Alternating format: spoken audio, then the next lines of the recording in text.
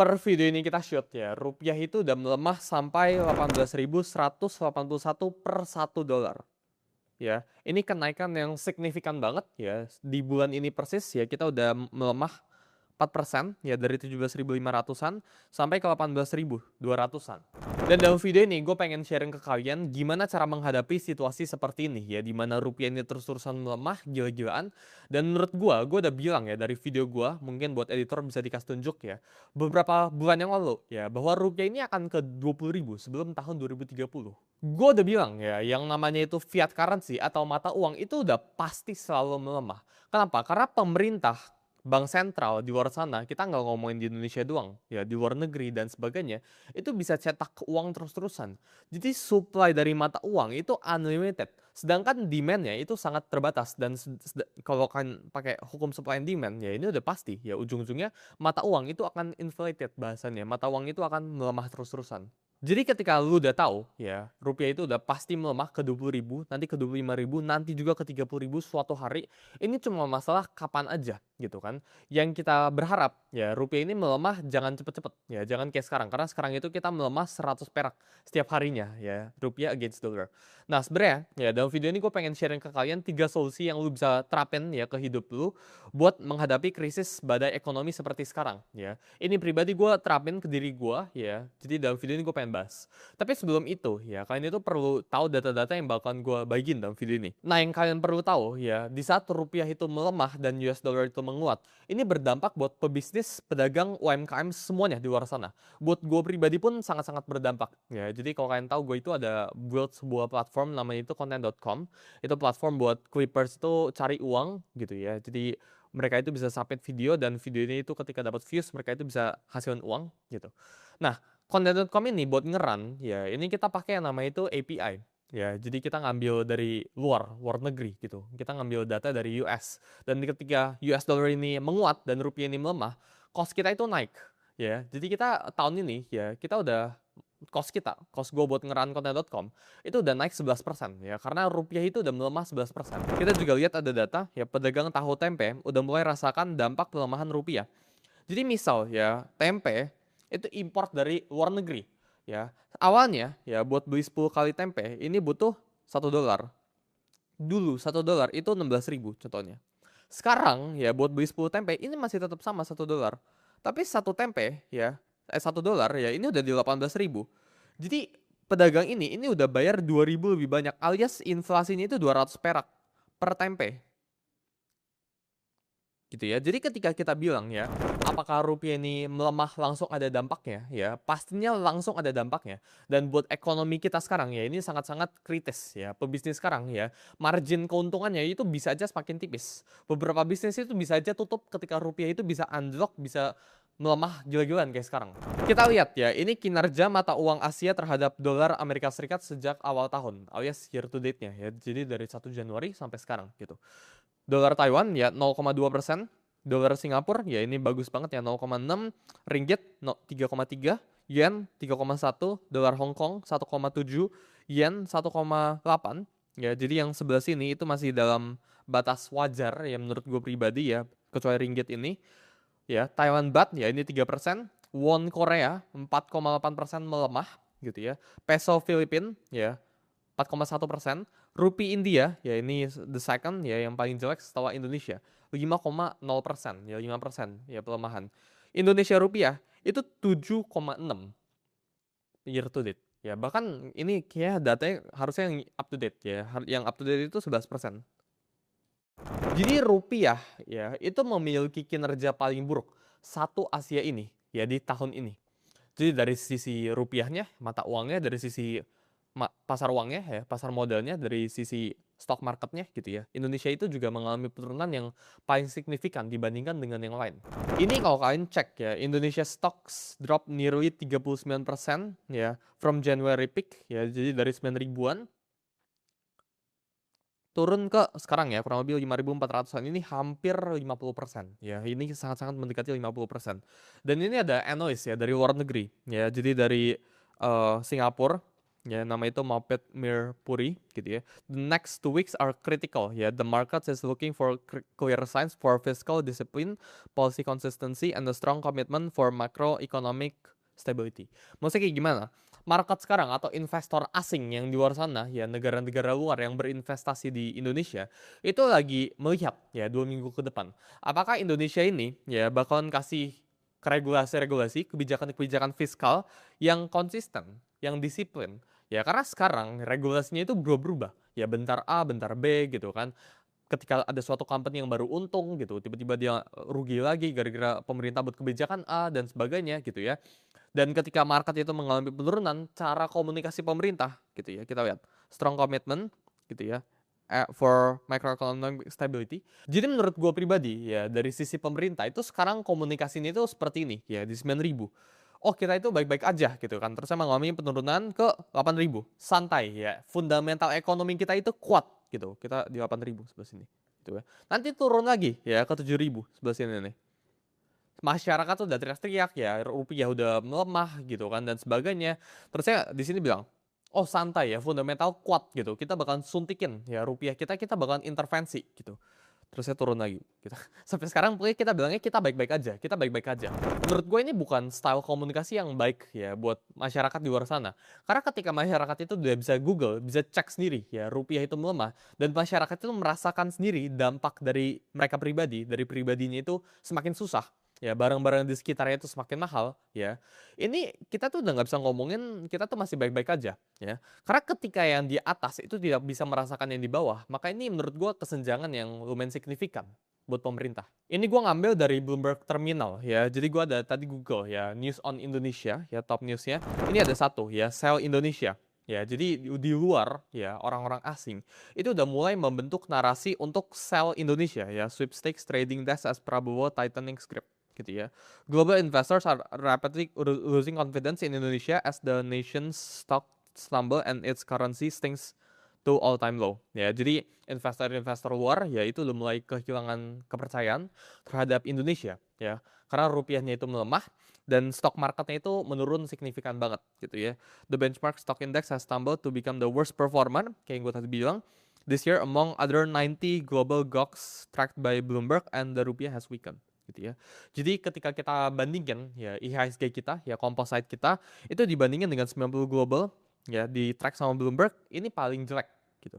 Foreign investors have pulled billions of dollars from Indonesia bonds and overseas investors have offloaded a net amount of Indonesia bonds and stocks amid concerns over Indonesia economic track record and policy credibility. Ya, jadi investor-investor luar itu pada mempertanyakan kredibilitas dari Indonesia ya, track recordnya itu kenapa kayak gini gitu.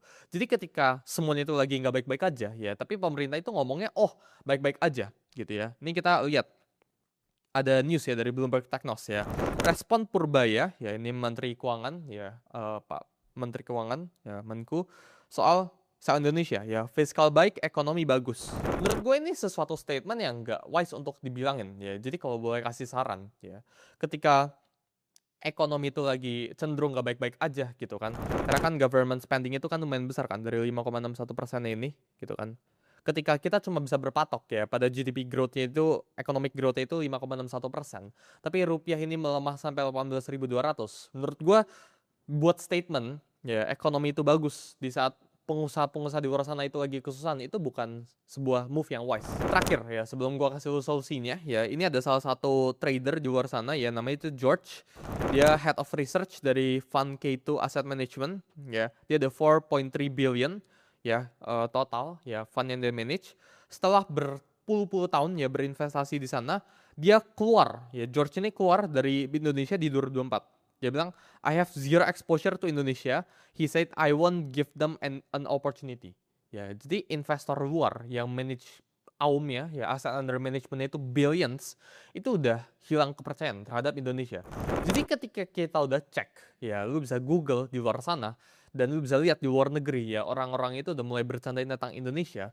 Ini udah bukan lagi move yang baik ya. Ini udah bukan lagi Indonesia itu udah bukan baik-baik aja. Indonesia itu sedang tidak baik-baik aja sekarang.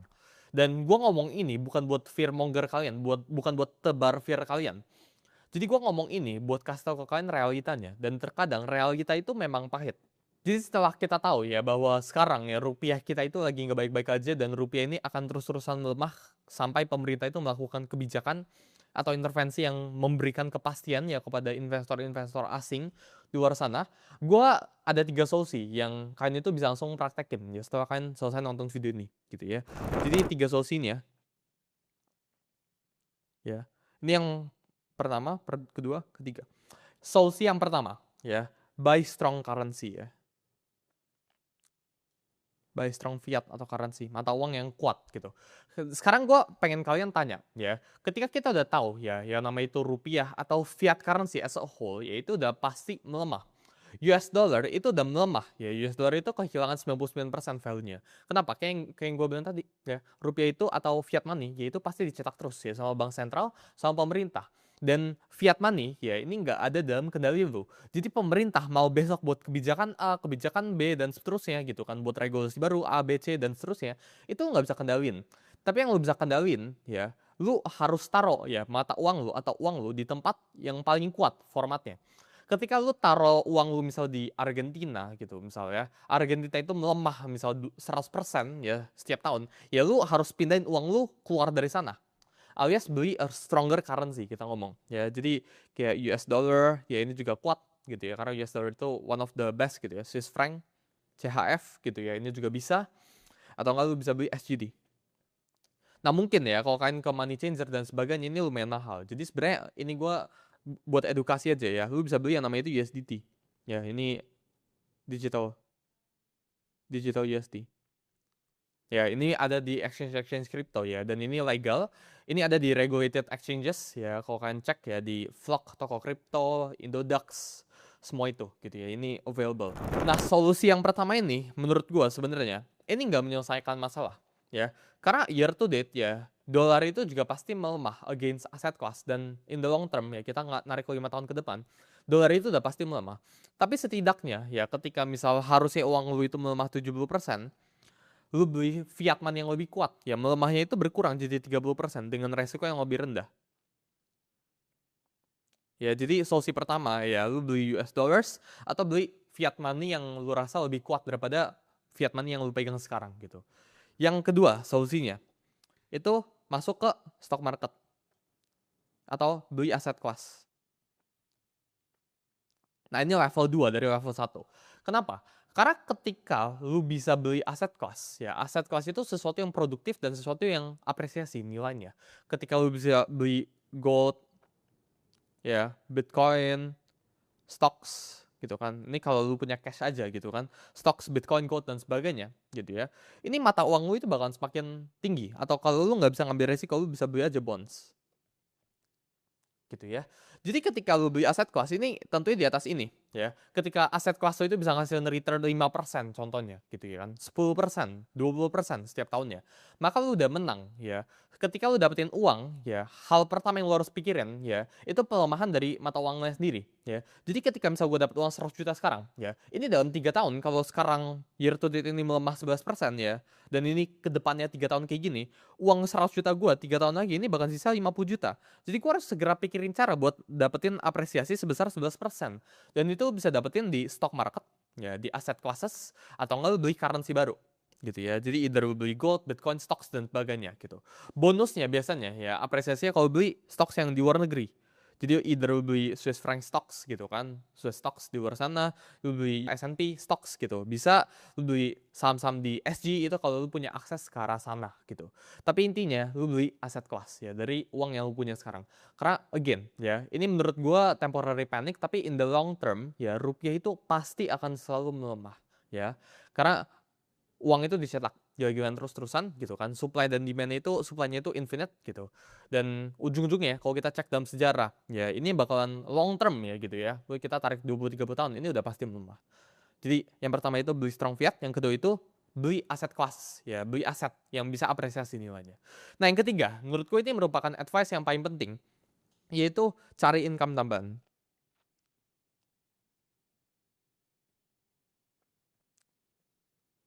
Nah, ini kenapa paling penting? Karena dari semuanya ya, lu harus tahu ya, kayak yang gue tadi bilang, yang namanya itu pemerintah pengen buat kebijakan A, B, C, baik atau buruk gitu ya. Kita nggak ngomongin pemerintah kebijakan itu selalu buruk. Pemerintah kebijakan itu bisa baik-baik banget gitu. Jadi mau pemerintah buat kebijakan A, B, C dan seterusnya gitu ya. Ini kita nggak bisa kendalikan gitu kan. Lu mau besok tiba rupiah dibuatin kayak gimana pun nggak bisa dikendalikan ya. Lu mau turunin rupiah pun nggak bisa gitu kan. Kita para retail tuh nggak bisa turunin rupiah. Jadi yang lu bisa kendalikan ini apa? Ya, yang lu bisa kendalikan ini ketika lu dapat uang, ya convert uang lu itu ke mata uang yang lebih kuat atau beli aset kelas dan cari income tambahan. Jadi ketika misal gaji lu sekarang ya, misal hari ini itu 10 juta, ya, rupiah ini melemah 11%, maka purchasing power lu dalam USD ini melemah juga dong, 11% dong. Jadi ketika udah melemah 11%, yang bisa lakukan itu apa? Ya, lu harus cari income tambahan ya di luar dari jam kerja lu. Misal lu kerja dari jam 9 sampai jam 5 gitu kan. Ini dari jam 5-nya sampai jam 9 ya lu bisa melakukan sesuatu gitu ya. Lu bisa cari income tambahan, side hustle tambahan gitu ya. Lu jadi content creator, ya lu jadi influencer kah gitu kan. Lu bikin bisnis sampingan, lu jadi clipper bahkan. Baik banget solusinya di luar sana. Jadi menurut gua ya simply kendalikan apa yang kalian bisa kendalikan aja gitu kan. Peduliin sesuatu yang kalian bisa kendalikan. Ya ketika rupiah ini melemah ya pemerintah pengen bikin kebijakan A gitu kan.